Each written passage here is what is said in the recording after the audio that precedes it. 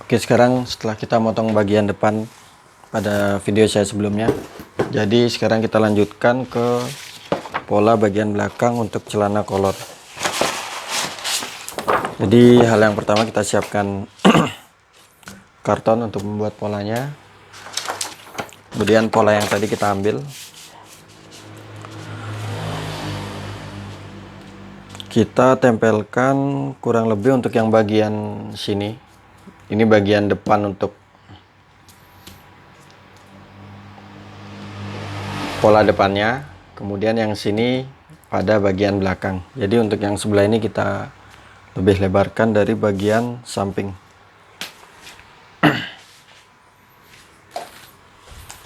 Nah, kemudian yang kita lakukan adalah membuat garis bantu.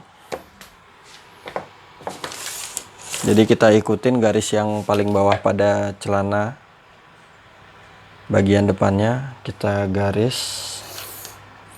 Kemudian mungkin sini juga perlu yang 4 cm nya.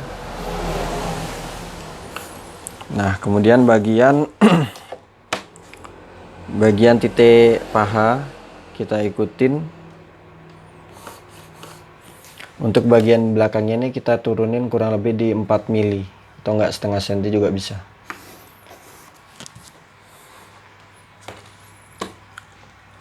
Lalu kita sambungkan as untuk bagian atas. Jadi as ini kita sejajarkan, kemudian kita jiplak sampai ke bagian atas. Kemudian bagian atas celana. Nah, di sini.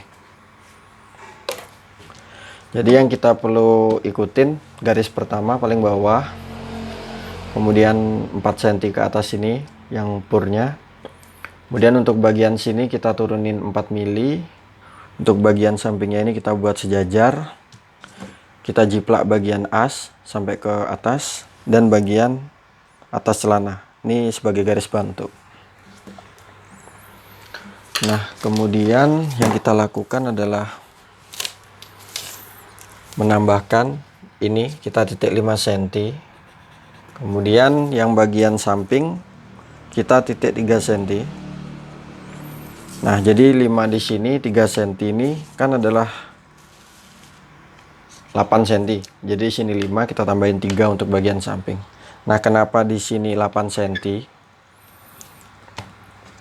Jadi paha ini tadi yang 4 cm ini adalah perkalian 2. Jadi paha yang kita kurangin 4 cm itu 4 itu adalah perkalian 2, jadi depan dan belakang. Jadi di sini hasilnya kan 8. Nah, 8 ini kita pindah ke yang sana itu kan adalah bagian belakang. Jadi yang belakang itu kita titik 5 cm. Dan yang bagian samping, jadi celana ini adalah potongan celana bagian samping. Jadi yang bagian samping di sini adalah 3 cm. Jadi 8. Jadi bedanya adalah yang untuk bagian pisak bagian belakang ini lebih lebar ketimbang bagian samping. Jadi selisihnya di sini kan 2 cm.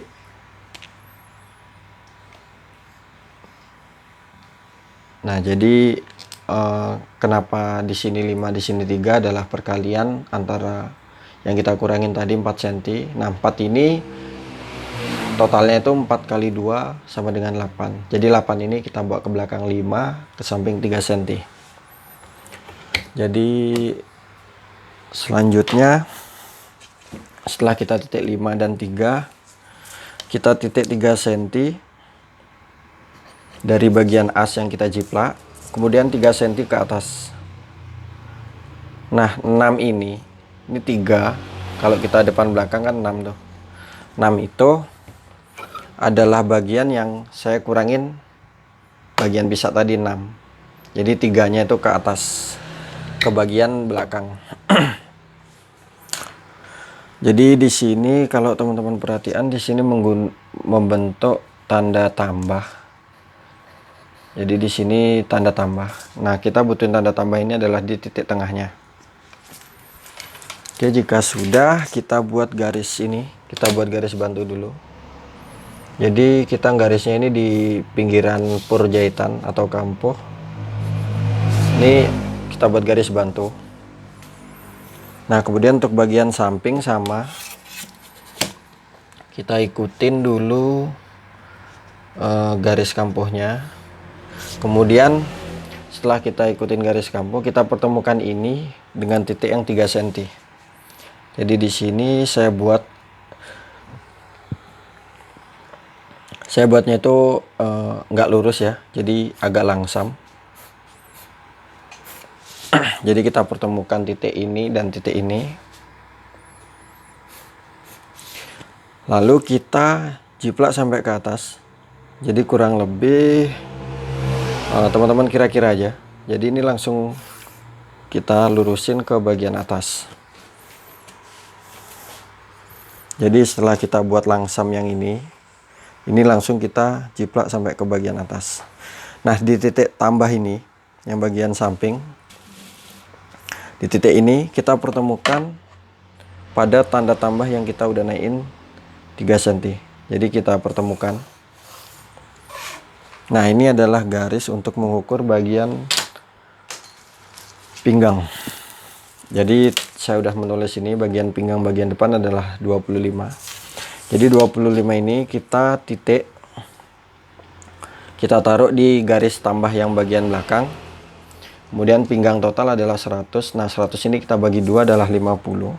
Nah, karena di sini 50 kurang, karena di sini titik 50 itu kurang, jadi kita bawa ke bagian depan. Jadi 50 kita bawa ke taruh di depan di sini. 50 pada garis ini yang kita buat tadi, kita titik 25. Jadi ini untuk menyesuaikan bagian pinggang. Jadi nggak saya buang ke samping, tapi saya buangnya lebih baik ke belakang. Karena kalau kita buang ke garis samping ini, terkadang bagian antara depan dan belakang selisihnya terlalu jauh. Jadi saya buangnya ke bagian belakang.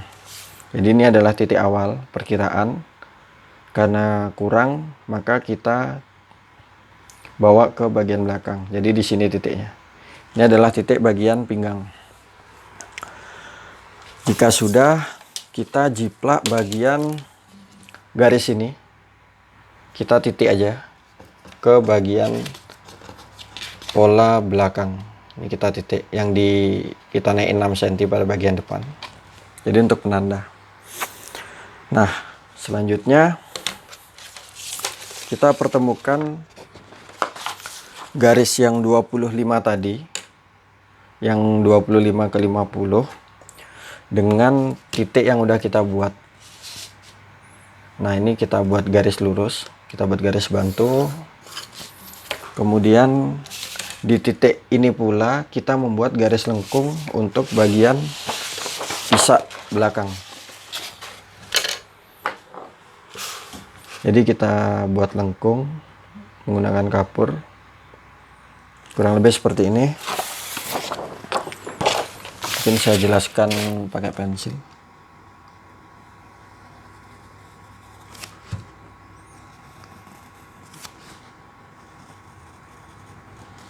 Seperti ini. Jadi kalau pakai pensil emang agak susah. Jadi saran saya untuk membuat garis lengkuan ini menggunakan kapur. Kemudian yang terakhir adalah kita pertemukan bagian ini. Ujung yang kita majuin 5 cm tadi dengan garis bantu pada bagian bawah. Ini kita pakai garisan lengkung. Jadi kita pertemukan aja titik-titik garis. Nah, ini adalah bagian belakang. Nah, sekarang karena di penjelasan tadi mungkin agak bingung. Kalau kita ngukur pakai inci, pisak 60 itu di sini adalah 23 in, 23,5 malah ini. Sekarang kita titik 8 cm. Jadi 8 itu kan titik pinggang tuh. Nih, 8 itu titik pinggang. Jadi kita mengukur bagian pisah itu dari 8 cm. Jadi 8 ini yang kita kurangin 8 itu adalah bagian ban pada celana. Jadi ban pada celananya itu saya buat pisah. Jadi kita titiknya 8 cm. Kita ukur sampai ke bagian paha garis lengkuknya ini. Jadi kita ukur kurang lebih ini ada di 38. Nah, 38. Kemudian kita kurangin 1 cm. Untuk mengukur bagian depan kita kurangin 1 cm, 38. Jadi kita titik 37. Kita urut ke bagian bawah. 37. Nah, di sini pisah sesuai contoh teman-teman ya. Jadi di sini pisah adalah 60. Andai kata di sini saya buat 23, kurang lebih pisah ini nggak sesuai dengan ukuran contoh. Jadi lebih baik teman-teman mengikuti ukuran pisah ini.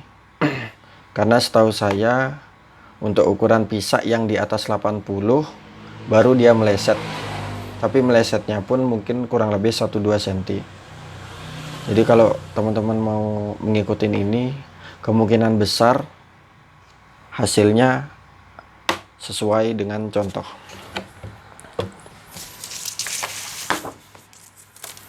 Nah, ini adalah tampak bagian belakang. Jadi saya buatnya polos saja. Jadi nggak saya kasih kantong. Tapi kalau teman-teman yang mau ngasih kantong bisa ditandain, bisa dilihat di video saya sebelumnya.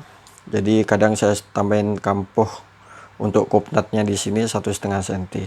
Jadi ini saya buatnya celana polos biasa. Jadi ini adalah tadi kan di sini pinggang 100, jadi kita bagi dua. Di sini adalah 50 dan ini adalah bagian BLK atau belakang. Di sini sama, kita potong.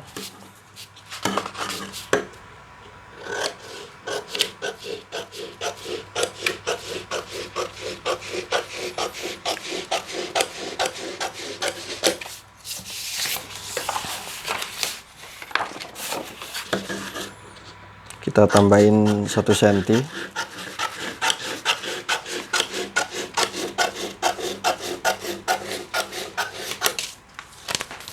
Kemudian bagian atasnya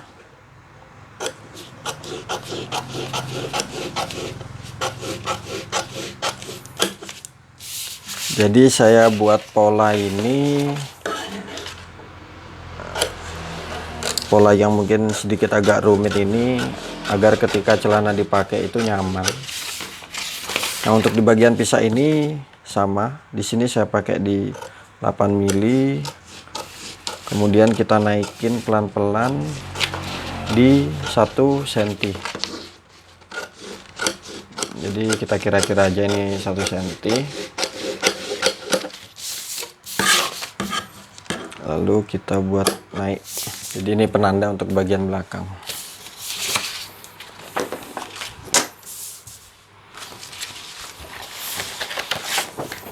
Sini udah beres.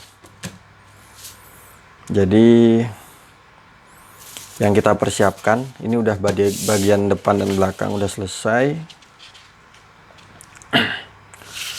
Kemudian mungkin bisa kita cocokkan seperti ini. Jadi kalau kain itu kan kadang-kadang agak molor tuh. Jadi kurang lebih pola celana seperti ini, depan dan belakang. Kemudian untuk cara motongnya sendiri, teman-teman persiapkan kain. Jadi mungkin bisa dilihat di pola tutorial motong celana ada di video saya sebelumnya. Jadi nanti yang kita siapkan di sini hanya 10 cm untuk bagian pinggang. Jadi nanti kita mempergunakan badannya itu utuh. Jadi pinggang itu kita buat 10 cm. Oke, sekian video dari saya. Mungkin di video selanjutnya saya akan membuat untuk cara menjahitnya. Jadi sekian dari saya, semoga bisa dipahami. Mungkin kalau masih bingung silahkan kalian tulis di kolom komentar. Sekian dari saya, terima kasih.